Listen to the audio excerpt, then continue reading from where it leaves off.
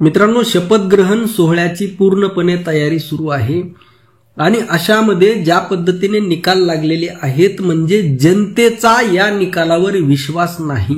अशा परिस्थितीमध्ये आणि खास करून देवेंद्र फडणवीस हा माणूस जनतेच्या मनातून पूर्णपणे उतरलेला आहे। केवळ महाराष्ट्रामध्ये एका जातीचा दुसऱ्या जातीला विरोध आणि दुसऱ्या जातीचा तिसऱ्या जातीला विरोध, केवळ या भावनेतून काही जण वरवर नकली देवेंद्र फडणवीस यांचं समर्थन करत जरी असले तरी हा माणूस प्रत्येक लोकांच्या मनातून उतरलेला आहे। आणि अशामध्ये हाच माणूस परत जर मुख्यमंत्री होणार असेल तर हे जनतेला अजिबात पटणार नाही। आणि अशामध्ये भारतीय जनता पार्टीच्या हे लक्षात आल्यामुळे भारतीय जनता पार्टी पर्यायी नाव सुचवत आहे किंवा त्यावर विचार करत आहे आणि त्या अनुषंगाने काही नावं पुढे येत आहेत आणि त्यामध्ये नितीन गडकरी यांच्या नावाची चर्चा आहे। राष्ट्रीय स्वयंसेवक संघाचा माणूस असणारे नितीन गडकरी RSS म्हणजेच भारतीय जनता पार्टी आणि आपली विचारधारा विषमतावादी विचारधारा रुजवायची जर असेल तर तो माणूस संघाशी निगडीत असायला हवा आणि या अनुषंगाने त्यापैकी बऱ्यापैकी विषमतावादाला थोडा फाटा देऊन थोडा फार समतेकडे वळलेले नितीन गडकरी वरवर का होईना परंतु एक समाजाला दिसण्यासाठी का होईना परंतु समता आहे, परंतु देवेंद्र फडणवीस हा आतून बाहेरून विषमतावादाचं प्रतीक आहे। आणि अशामध्ये नितीन गडकरी यांच्या नावाची चर्चा होत आहे। नवी कोरी पाटी आहे, कसलाही दाग नाही, त्यामुळे त्यांच्या नावाची चर्चा होणं साहजिक आहे। आणि जर नितीन गडकरी मुख्यमंत्री झाले तर आश्चर्याचा धक्का लागू देऊ नका आणि त्यामुळे जनता सुद्धा एवढी फारशी नाराज होणार नाही। आणि मित्रांनो, यानंतर दुसरं नाव आहे अर्थातच पंकजाताई मुंडे यांचं। पंकजाताई मुंडे या मास लीडर आहेत, मोठा जनसमुदाय त्यांना मानणारा या महाराष्ट्रामध्ये आहे।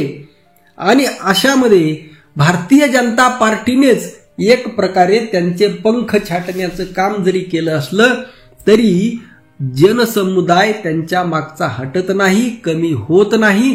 आणि या अनुषंगाने आज पंकजाताई मुंडे यांचं नाव सुद्धा चर्चेमध्ये आहे।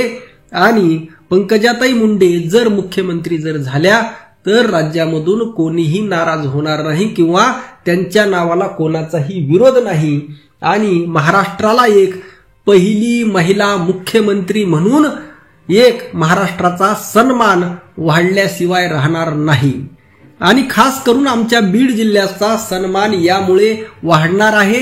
एकतर बीड जिल्ह्याला अजून मुख्यमंत्री पद भेटलेलं नाही, मुख्यमंत्री पद भेटेल आणि त्यातली त्यात पुन्हा महिला म्हटल्यानंतर एक स्त्री शक्तीचा सन्मान या निमित्ताने होईल। आणि वारकरी संप्रदायाची आपल्या महाराष्ट्राला जी परंपरा आहे आणि वारकरी संप्रदायाच्या या परंपरेमध्ये महिलांनाही इक्वल स्थान आहे, इक्वल हक्क आणि अधिकार आहेत। आणि या भावनेतून आदरणीय पंकजाताई मुंडे यांचा विचार हा 100% झालाच पाहिजे आणि जनमानसाची सुद्धा तीच भावना आहे। आता मित्रांनो, भारतीय जनता पार्टीचा किंवा राष्ट्रीय स्वयंसेवक संघाचा जो आतला गट आहे तो गट मात्र देवेंद्र फडणवीस यांच्या नावावर ठाम आहे। आणि त्या लोकांचं म्हणणं आहे की हे जे घडून आलेलं आहे त्यामध्ये देवेंद्र फडणवीस यांचा मोठा हात आहे, देवेंद्र फडणवीस यांचा मोठा हात आहे, परंतु या हातामागे अनेक हात आहेत। त्यामध्ये निवडणूक आयोग असेल, EVM मशीन असेल किंवा प्रचंड अतिप्रचंड पैशाचा झालेला वापर असेल आणि खास करून डिव्हाइड अँड रूल म्हणजे आपला उमेदवार निवडून येण्यासाठी समोरचा जो उमेदवार आहे त्याची मतं कशी कमी होतील आणि त्या अनुषंगाने कोणता उमेदवार ती मतं खाण्यासाठी दिला पाहिजे याचा अगदी बारीक सारीक प्लॅनिंग करून विचार करून भारतीय जनता पार्टीने समोरच्या उमेदवाराचं मतदान कमी केलेलं आहे। आणि यामुळे वातावरण भारतीय जनता पार्टीच्या विरोधामध्ये असताना सुद्धा भारतीय जनता पार्टीचा विजय झालेला आहे। भारतीय जनता पार्टीचे जे उमेदवार निवडून आले ते कसं काय आले? कारण भारतीय जनता पार्टीने अनेक प्रस्थापित गडगंज श्रीमंत उमेदवार आयात केले होते आणि त्या उमेदवाराचा स्वतःचा अनेक वर्षांचा त्या मतदारसंघावर असणारा प्रभाव आणि पकड यामुळे तो उमेदवार निवडून आलेला आहे. यामध्ये देवेंद्र फडणवीस यांचं कसलंही योगदान नाही. परंतु हे सगळे आमदार देवेंद्र फडणवीस यांच्या पुढे ब्रही काढू शकत नाहीत. जनतेच्या मनात जरी नसला तरी या आमदारांचा देवेंद्र फडणवीस यांना कसलाही विरोध नाही. त्यामुळे अनपेक्षितपणे पुन्हा देवेंद्र फडणवीसच मुख्यमंत्री होऊ शकतात हे सुद्धा तितकंच खरं आहे.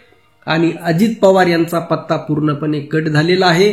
त्यांचं डेप्युटी सीएम फिक्स आहे, अर्थमंत्री फिक्स आहे, त्यांचे 8-9 मंत्रीपद फिक्स आहेत आणि एकनाथ शिंदे यांचा सुद्धा जवळपास पत्ता कट झाल्यात जमा आहे. आपलं मत नक्की कळवा. रामकृष्ण हरी. जय जगद्गुरू. जय शिवराय. जय भीम.